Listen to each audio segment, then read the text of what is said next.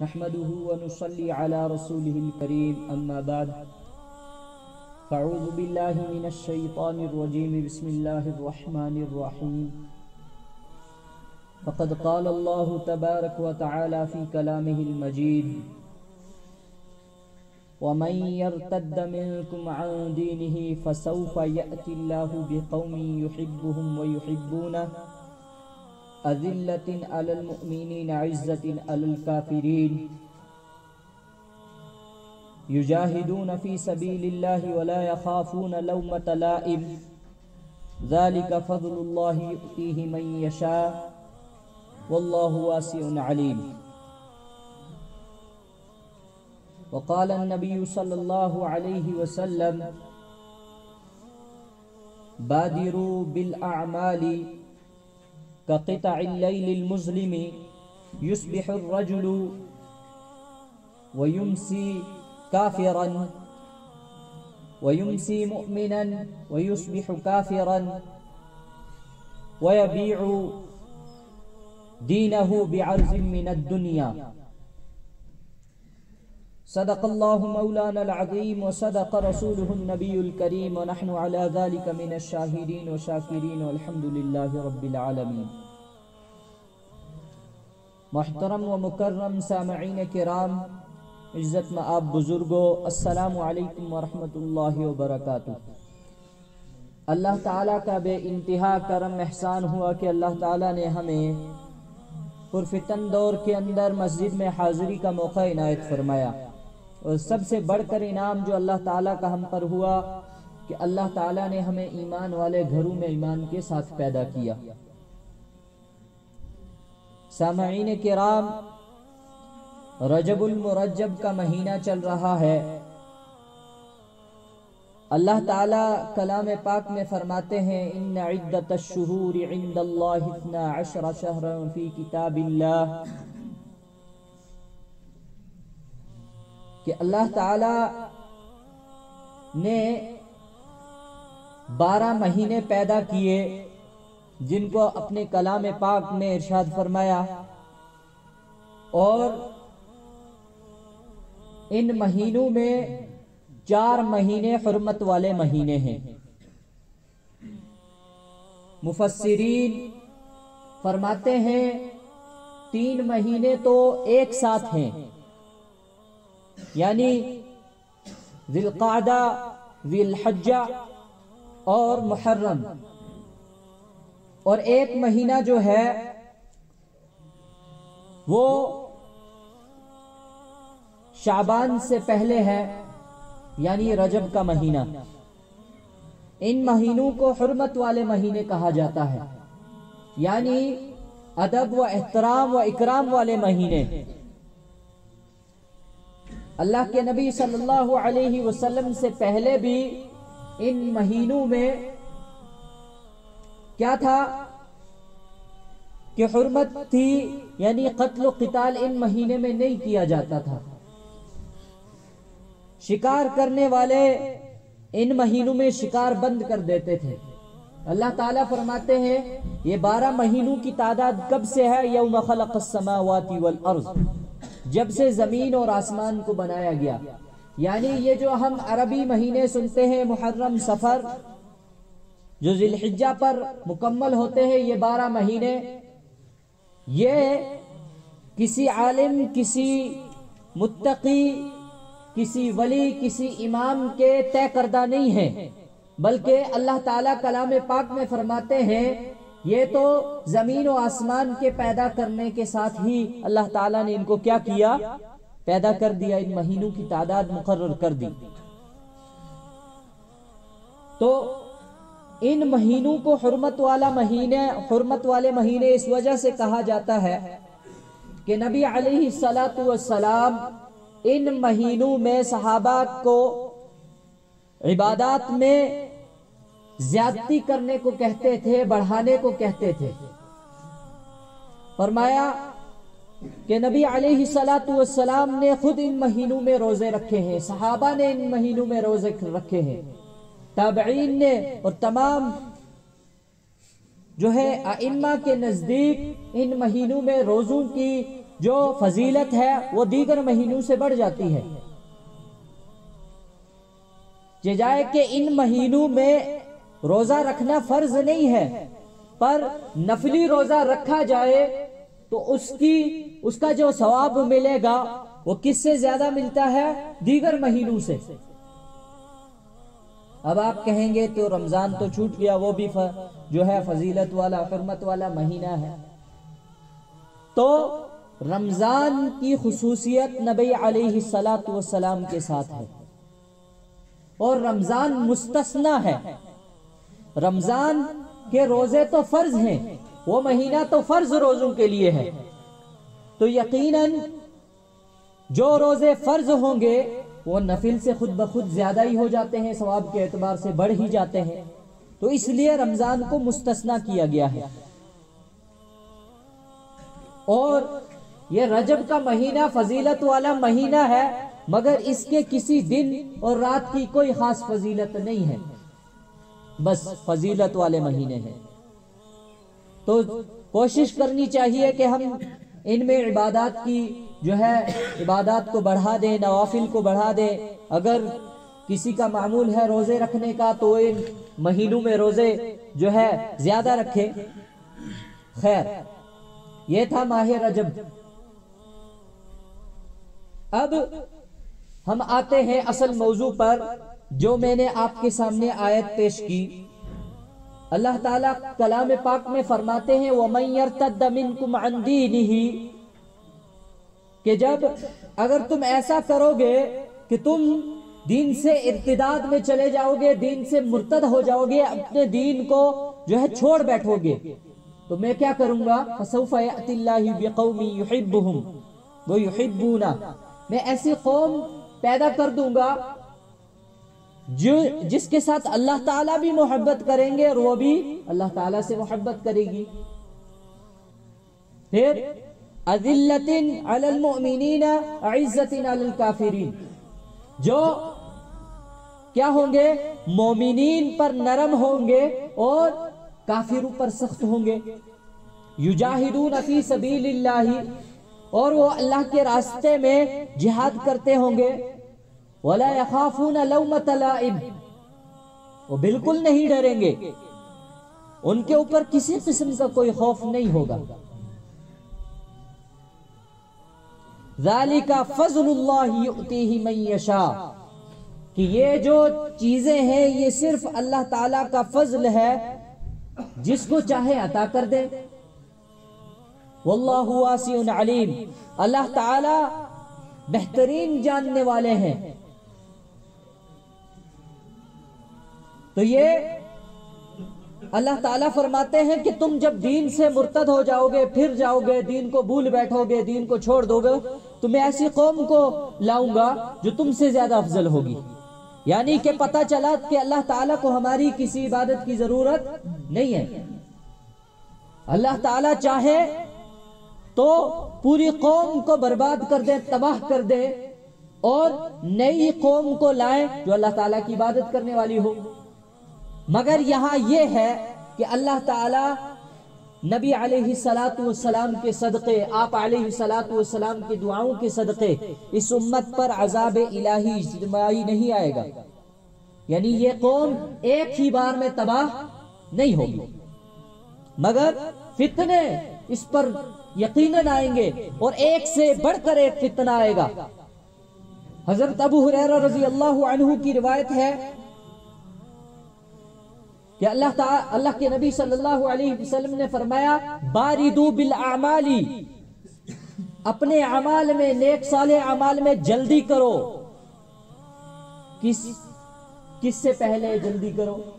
فرمایا کقطع اللیل المظلم، کہ ایسا وقت آئے گا، قریب ایسا وقت آنے والا ہے کہ امت پر فتنے اندھیرے کی ٹکڑوں کی طرف کیا آئیں گے؟ نازل ہوں گے، ان کے اوپر اتارے جائیں گے. پھر ان فتنوں میں کیا ہوگا؟ یصبح الرجل مؤمنا، کہ ایک شخص صبح تو مومن تھا، صبح اس نے اس حال میں کی کہ وہ مومن تھا، ایمان والا تھا، ویمسی کافرا، اور شام اس کی ہوتے ہوتے وہ کافر ہو جائے گا۔ وَيُمْسِي مُؤْمِنًا، اور شام کو تو وہ مومن تھا، اس حال میں سویا، اس حال میں اس نے شام کی کہ وہ مومن تھا۔ وَيُصْبِحُ كَافِرًا، اور صبح ہوتے ہوتے وہ کیا ہو جائے گا؟ کافر ہو جائے گا۔ وَيَبِيعُ دِينَهُ بِعَرْضٍ مِّنَ الدُّنْيَا، اور وہ اپنے ایمان کو مختصر سی قیمت میں، دنیا کی مختصر سی قیمت میں بیچ ڈالے گا۔ کیسے فتنے برپا ہوں گے؟ آج دیکھیں حال وہی ہے کہ یہی فتنوں کا دور ہے۔ انسان کو معلوم نہیں کہ میں اس وقت آپ کے سامنے بڑھ چڑھ کر بات کر رہا ہوں، پورا پکا متقی اپنے آپ کو گردان رہا ہوں، اور میں یہاں سے باہر نکلوں گا تو ایسے فتنے میں پڑوں گا، ایسے فتنے مجھ سے پیدا ہوں گے کہ میں خود بھی کافر ہو جاؤں گا، میں خود بھی ایمان والا نہیں رہوں گا، اور ساتھ میں کتنوں کو برباد کروں گا کوئی معلوم نہیں ہے۔ یا میں حال میں تو کیا تھا کہ میں نے صبح کی، کہ میں اس حال میں نے صبح کی کہ میرے اندر ایمان کی ذرہ برابر کوئی وقت نہیں تھی، میرے اندر ایمان کا ذرہ برابر بھی نہیں تھا، ایمان میرے جو ہے وجود سے، میرے دل سے نکل چکا تھا، میری زندگی سے نکل چکا تھا، پر اچانک اللہ تعالیٰ کا ایسا کرنا ہوا، میں کسی ایسی مجلس میں بیٹھا کہ میں نے اس مجلس میں اپنے گناہ جو میں نے خود کیے تھے اس کے بارے میں سنا، تو اللہ تعالیٰ کی رحمت سے مجھے امید ہوئی، میں نے توبہ استغفار کیا، میں پھر سے مومن ہو گیا۔ کہ کوئی پتہ نہیں کس لمحے ہمارا ایمان چلا جائے، یہ فتنوں کا ایسا دور ہے۔ اور ایک اور روایت میں حضرت ابو ہریرہ رضی اللہ عنہ سے مروی ہے کہ آپ علیہ الصلوۃ والسلام نے فرمایا ان قریب فتنوں کا دور آنے والا ہے، اور ان میں بیٹھا ہوا آدمی جو بیٹھا رہے گا وہ کھڑے رہنے والے سے بہتر ہوگا، اور جو کھڑا ہے وہ چلنے والے سے بہتر ہوگا، اور جو چل رہا ہوگا وہ دوڑنے والے سے بہتر ہوگا۔ اور پھر مسلم اور بخاری شریف کی روایت ہے، اس میں یوں ہے کہ ان قریب فتنوں کا ایسا دور آئے گا کہ ایک آدمی جو بیدار ہوگا اس سے بہتر ہوگا وہ آدمی جو سویا ہوگا، اور جو سونے والا ہوگا اس کا فتنہ کم ہوگا، کس سے؟ جو بیدار ہوگا، بیٹھا ہوگا، اور جو بیٹھا ہوا ہوگا اس کا فتنہ کم ہوگا کھڑے رہنے والے سے، اور کھڑے ہونے والا جو ہوگا وہ بہتر ہوگا چلنے والے سے، اور چلنے والا بہتر ہوگا کس سے؟ دوڑنے والے سے۔ اور فرمایا کہ تم جہاں تمہیں کوئی مکان ملے، تمہیں ایسی پناہ ملے جو تمہیں حفاظت دے، جو تمہاری جس میں تم اپنے آپ کو محفوظ سمجھو، تو تم کوشش کرنا کہ وہیں ٹھہر جانا، تم کوشش کرنا کہ وہیں ٹھہر جانا، اپنے گھروں میں رہنا۔ یہ ایسے فتنوں کا دور ہوگا۔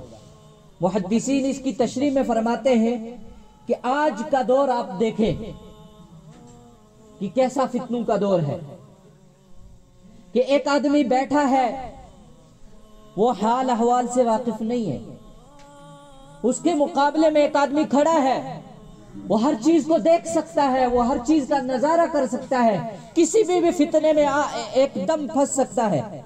آپ اپنے کمرے میں بیٹھے ہوئے ہیں، آپ اپنے کمرے میں بیٹھے ہوئے ہیں، آپ کا دوسرا ساتھی کیا ہے؟ کھڑا ہے، آپ کو آواز نہیں آ رہی، اس نے کھڑکی سے جھانک کر دیکھا کہ نیچے لڑائی لگی ہوئی ہے، دو آدمیوں کی کیا ہوئی ہے؟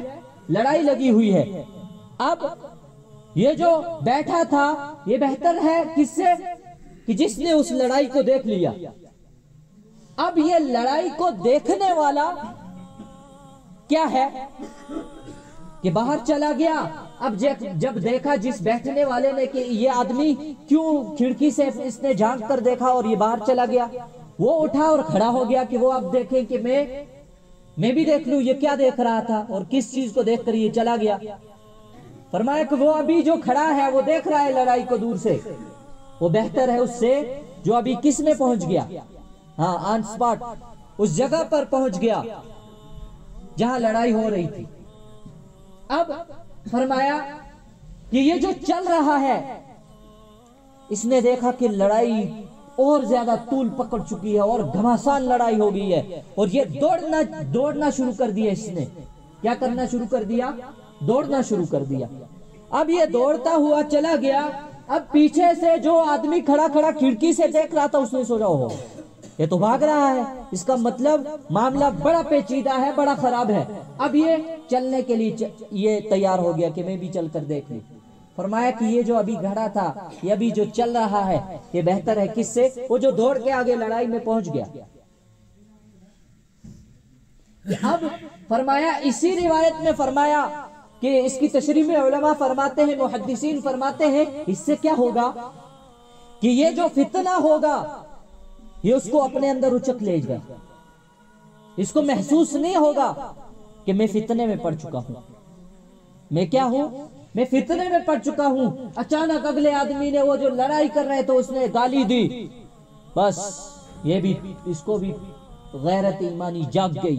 اس نے کہا اے ہے بیڑا غرق، گالی دیے، اور پھر یہ بھی اسی لڑائی میں کود گیا کہ بھائی لڑائی تو ٹھیک تھی، تم دونوں لڑائی کر رہے تھے، ٹھیک ہے کوئی بات نہیں، گالی کس لیے دے رہے ہو؟ اب اس نے کس کا ساتھ دینا شروع کر دیا؟ جو آدمی جو ہے خاموشی سے لڑائی کر رہا تھا، اس نے ابھی گالی گلوچ نہیں کی تھی، یہ اس کی طرف ہو گیا کہ بھائی یہ تو خاموشی سے تم کو تھپڑ مار رہا ہے، یہ خاموشی سے اس نے تم کو گالی نہیں دی، تم کیوں گالی دے رہے ہو؟ اس نے کہا بھائی تجھے کیا ہے، یہ تیرا باپ لگتا ہے، یہ تیرا بھائی لگتا ہے۔ کہا اچھا باپ کا نام لے لیے۔ کیا فرمایا کہ یہ فتنے میں پڑ گیا، اب اس کے بچنے کا کوئی امکان نہیں، اس کے بچنے کا کوئی امکان نہیں۔ محدثین اس کی تشریح میں فرماتے ہیں کہ یہ آدمی اب اس فتنے میں پڑ گیا، اب اس آدمی کے بچنے کے کوئی امکانات نہیں ہیں۔ کیسا فتنوں کا دور ہوگا؟ نبی علیہ السلام نے فرمایا، حضرت اسامہ بن زید رضی اللہ عنہ کی روایت ہے کہ آپ علیہ السلام مدینہ کے قلعوں میں سے ایک قلعے پر تشریف لے گئے، تو آپ علیہ السلام نے اسامہ بن زید سے فرمایا، اے اسامہ کیا تم وہ چیز دیکھ رہے ہو جو میں دیکھ رہا ہوں؟ فرمایا نہیں، میں تو نہیں دیکھ سکتا۔ تو حضرت نبی اکرم صلی اللہ علیہ وسلم نے فرمایا، میں دیکھ رہا ہوں کہ فتنے تمہارے مکانوں کے درمیان بارش کی طرح اتر رہے ہیں، بارش کی طرح نازل ہو رہے ہیں، کہ ایک فتنہ بھی ختم نہیں ہو رہا ہے کہ دوسرا نازل ہو گیا۔ فرمایا یہ اندھیری رات کی طرح گنگے بہرے فتنے ہوں گے۔ یہ کیا ہوں گے؟ گنگے بہرے فتنے ہوں گے۔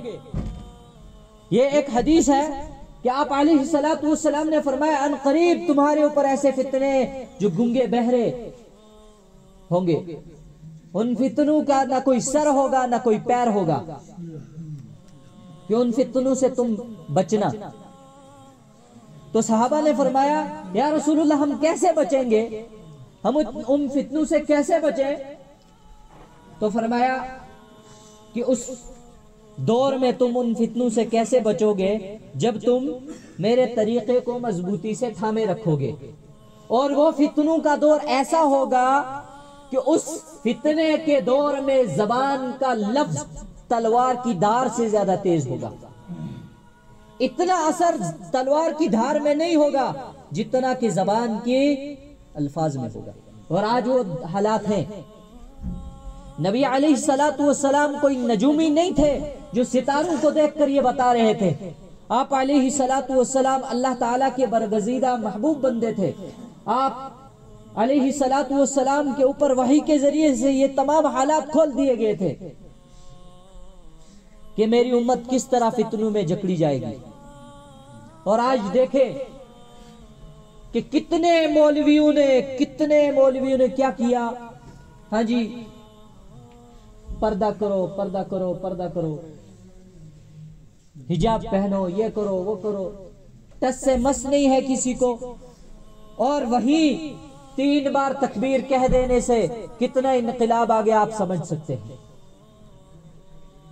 اور کتنا کچھ ہو جاتا ہے اسلام کے اوپر، مسجدیں ڈھا دی جاتی ہیں، مسلمانوں کو سر عام قتل کر دیا جاتا ہے، کوئی اثر نہیں پڑتا۔ یہ تلوار کے دھار ہیں، یہ تلوار کے دھار ہیں، ان تلوار کی دھاریوں سے کوئی فرق نہیں پڑ رہا ہے۔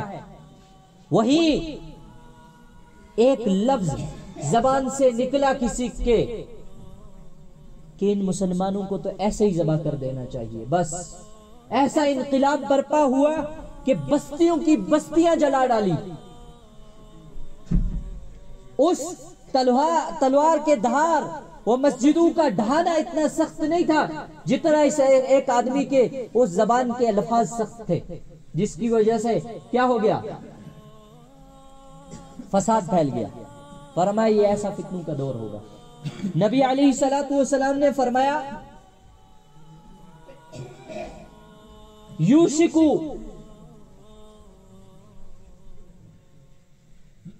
مال المسلمی غنم، کیا فرمایا کہ مسلمان ان قریب ایسا وقت آئے گا کہ مسلمان کا سب سے بہترین مال کیا ہوگا؟ غنم، اس کی بکریاں، اس کی کیا؟ بکریاں۔ کون سی بکریاں؟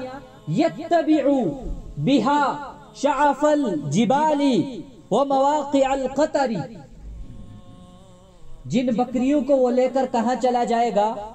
پہاڑوں کی چوٹیوں پر اور ان مقامات پر جہاں بارش اترتی ہے، یعنی یہ بھی پہاڑ ہیں، یہ چوٹیاں ہیں، یہ وادیاں ہیں۔ اور وہ آدمی کرے گا کیا؟ اس کا مال کیوں بہتر ہوگا؟ اس کی یہ بکریاں سب سے بہترین مال کیوں ہوں گی؟ فرمایا یفر دینہ من الفتن، کہ یہ کیا آدمی یہ بھاگ جائے گا، اپنے دین کو بچا لے گا، کس سے؟ فتنوں سے۔ اسی وجہ سے فرمایا، علماء فرماتے ہیں کہ جب دجال کا خروج ہوگا، دجال نازل ہوگا، دجال نکلے گا، تو دجال کی دجالیت سے، اس فتنے سے سب سے محفوظ ترین آدمی وہ ہوگا جس کا مسکن جنگل ہوں گے، جس کا مسکن جنگل ہوں گے۔ اور اسی کو نبی علیہ الصلوۃ والسلام نے اپنے حدیث میں آج سے کئی سو برس پہلے ارشاد فرمایا کہ قرب قیامت جب فتنے برپا ہوں گے، ان میں ان فتنوں سے بچنے والا وہ شخص ہوگا جو پہاڑیوں کی چوٹیوں میں ہوگا، اور جو اپنے دانتوں کے نیچے درختوں کی جڑوں کو کیا مضبوطی سے کیا پکڑے ہوگا، جکڑے ہوگا، یہ آدمی ان فتنوں سے بری ہوگا۔ تو یہ ایسے فتنے ہیں۔ نبی علیہ الصلوۃ والسلام نے پیش گوئی فرما دی تھی۔ آپ علیہ الصلوۃ والسلام کے تمام ارشادات آج کے دور میں آپ دیکھیں پورے ہوتے نظر آ رہے ہیں۔ نبی علیہ الصلوۃ والسلام نے فرمایا قرب قیامت لوگ کیا کریں گے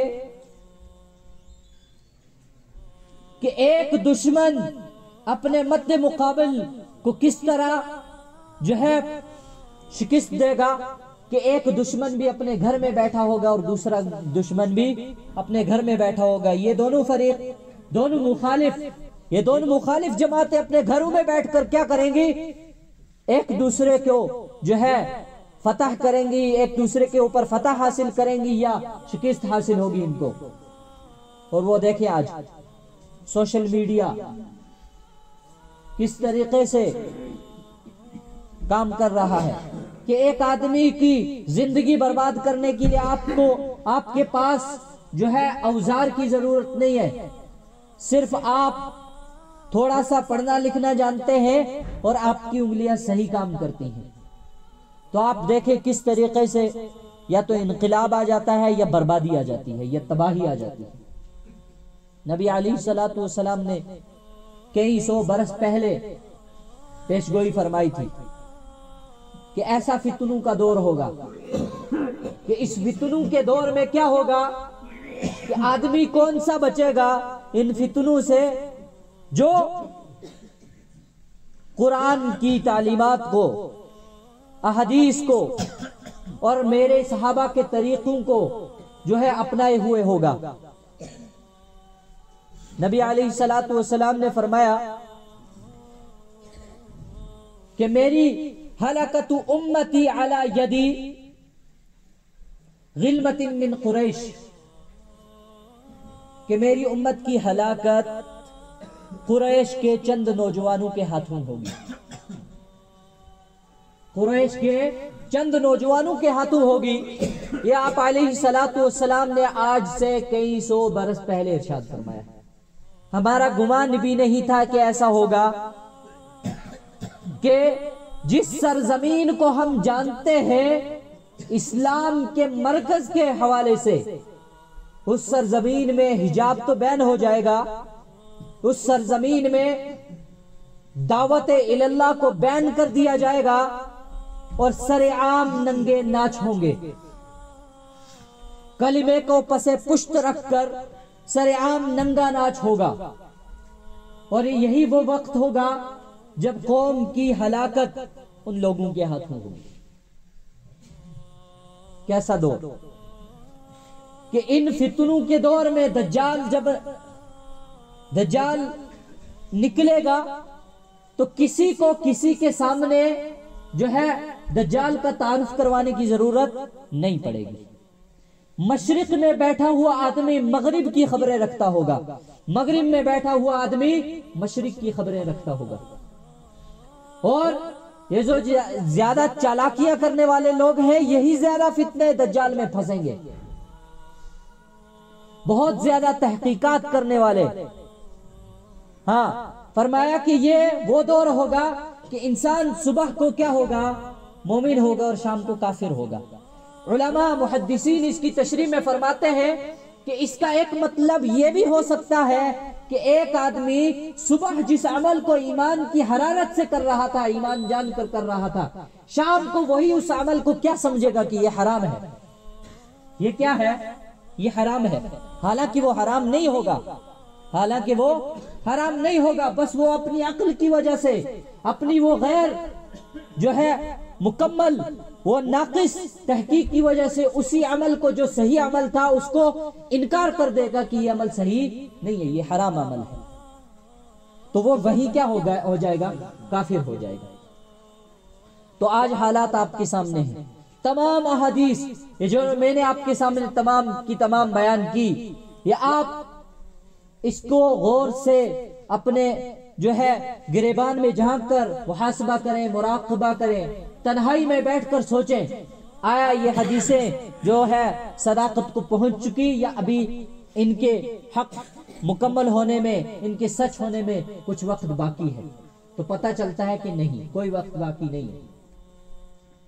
وبائیں کس طریقے سے سرعام پھیلتی جا رہی ہیں، ہر لمحہ کسی نہ کسی طریقے سے اسلام کو ختم کرنے، مسلمانوں کو ختم کرنے کی سازش میں کفر بیٹھا ہوا ہے، باطل بیٹھا ہوا ہے، بس غافل ہے تو کون؟ مومن، غافل ہے تو کون؟ مسلمان۔ فرمایا کہ قرب قیامت میری امت کی ہلاکت ان کے حکمرانوں کی وجہ سے بھی ہوگی، جو پوری امت کو غلط راستے پر لے کر چلیں گے، ان کی غلط رہنمائی کریں گے۔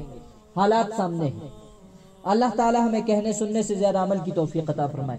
اللہ تعالی ہمیں اس فتنوں کے دور میں ایمان کی حفاظت کرنے کی توفیق عطا فرمائے، ایمان کو بنانے کی توفیق عطا فرمائے۔ وآخر دعوانا الحمدللہ رب العالمین، وما توفیقی الا باللہ۔